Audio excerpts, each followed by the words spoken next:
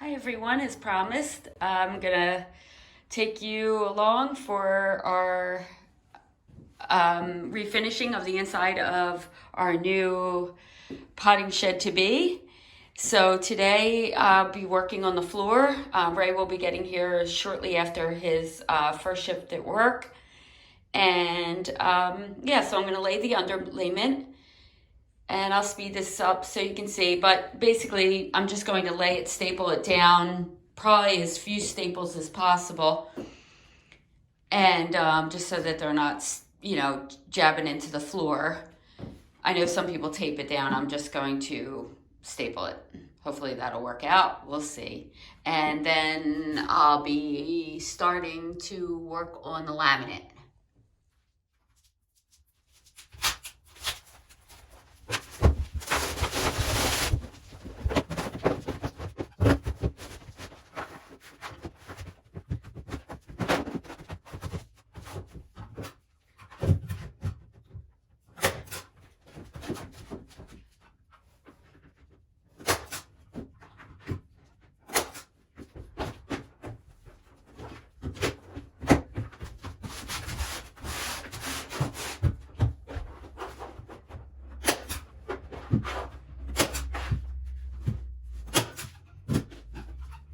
Okay, so I just put 3 staples at this end and 3 staples at the other end. It doesn't really appear that I'm going to need much more. I'm trying to keep it out of the center because just in case, I don't want the staples gouging into the floor because it's a floating floor and there will be some movement as it expands and contracts. So the floor itself will hold the underlayment down. It shouldn't be a problem. And and then the next piece will overlap. I'll overlap it maybe 2 or 3 inches over. And so that's it. And I'm just going to keep repeating that throughout. Probably only take 3 sheets to do the whole flooring.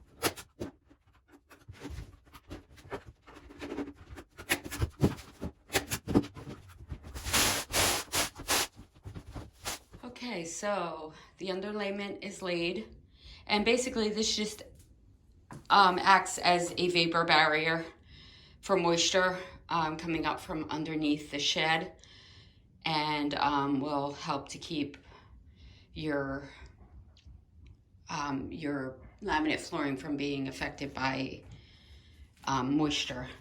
So I'm going to gather my tools. I'm going to be using a miter saw and a rubber mallet to lay down the floor. You don't need any nails or glue with this type of floor. Okay, I got the saw set up. We're getting ready to lay the floor. He's gonna put them in and I'm gonna cut. We're not taking it horizontal, side to side. We're gonna go this way. And there's Fiction. She's going to be supervising this project because she doesn't trust us. Okay. Right. So what we're talking about right now is you need to leave space for expansion and contraction of the boards. You know, hot, cold, everybody pretty much knows that who lays flooring. So you have to put a spacer in there, and we're just going to use cut up these. There you go. Just cut off. Stick it right in there. And that's going to be our spacer. We're going to cut that a couple times so that we have one for the back wall, one for over there. So we're going to need at least probably 4 spacers. Or we have to eye it, either one. Yeah, once we get the space going, we can just line it up as we go. The floor floats, so you can nudge it back out too. Now here's where, I'm going to just use a small pry bar to pull it in. Okay, so he'll show you how he's going to do that with the side to side. This seam here, you can't get a mallet in there to mallet it, so he's just going to use the pry bar. You can get like a thing to wedge in there and tap also, but I think this will work. It's our first time doing laminate. We've only done hardwood floors, so we're kind of feeling our way here with how to do it. It's a good project to do it on because it's not inside your house. It's not a big deal. So we'll just use this to get leverage on it to push them tight together.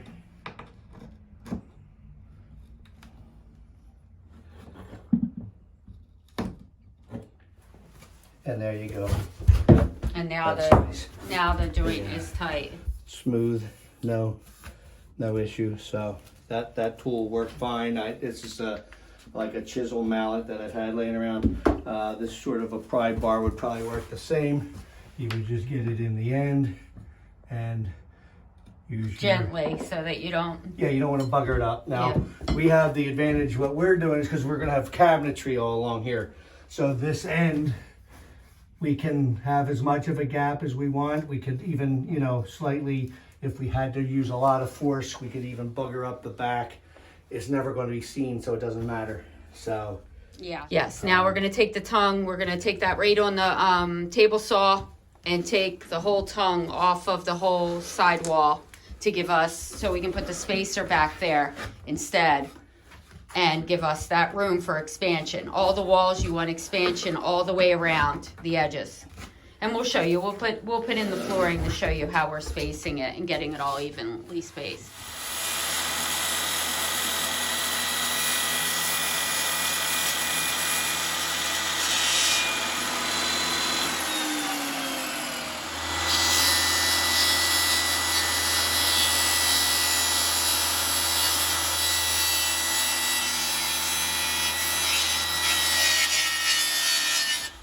Okay, so we've cut off the tongues for the starter wall, and we're putting the spacers in instead. And as we said before, we're just using pieces of the cut laminate as our spacers against all the walls.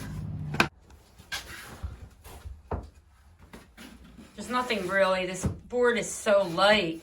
Oh yeah, it looks like we have plenty of space. We don't even need a spacer up there. Nope. More than that. Yep. And so now he's just going to make sure that joint is tight.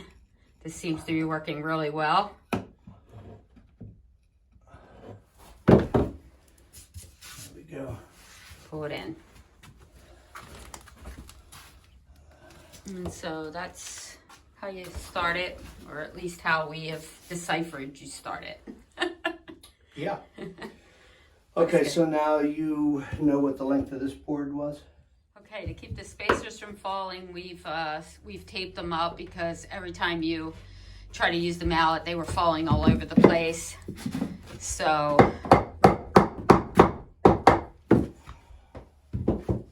that's how we're doing it. I've already cut the board here to go into that last spot. So we'll show you how you get them in. All right. So what you want to do once you get it started is you want to kneel on the boards and then tap them from this direction, not the way you have to do it when you first start. And what we're going to do is put something heavy like that roll of paper on it to kind of weight it down because the floor floats and it wants to slide around on you. So that's how we're going to solve that little issue. And I'm gonna get down here and use my weight to help weight this in.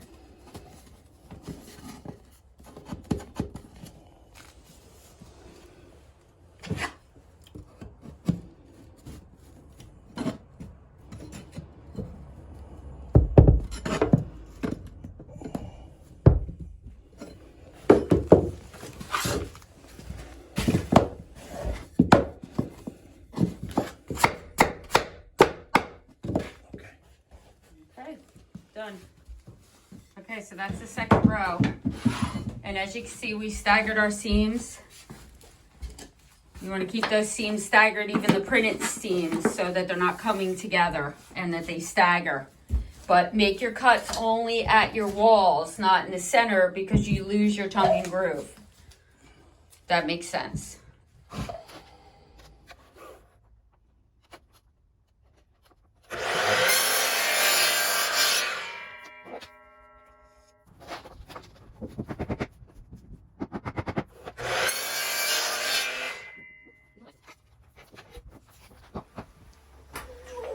Okay, well, we had to go out and try to find the molding for the front here before we could continue, because as you see, we're getting into the doorway.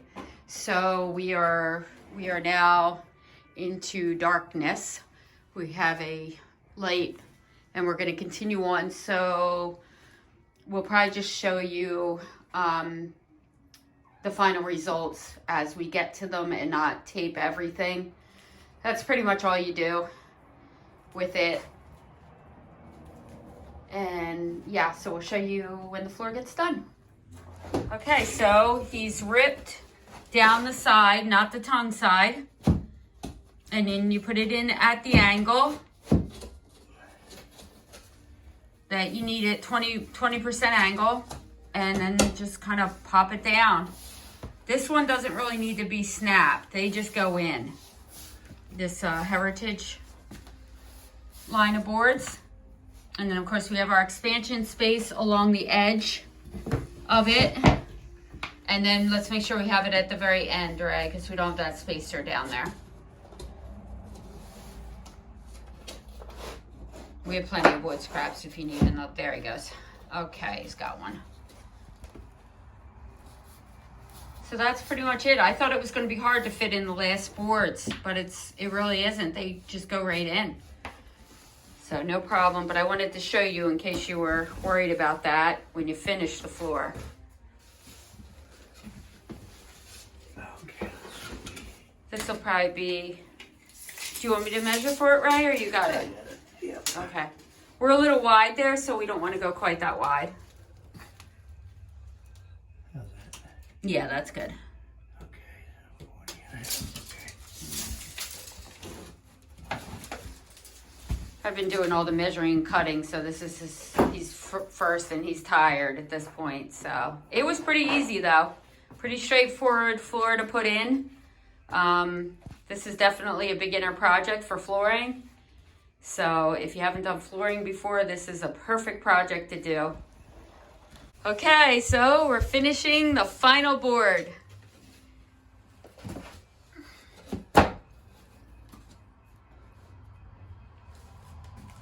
Do we have our spacer in at the other end? Yes, we do. Okay, that's great.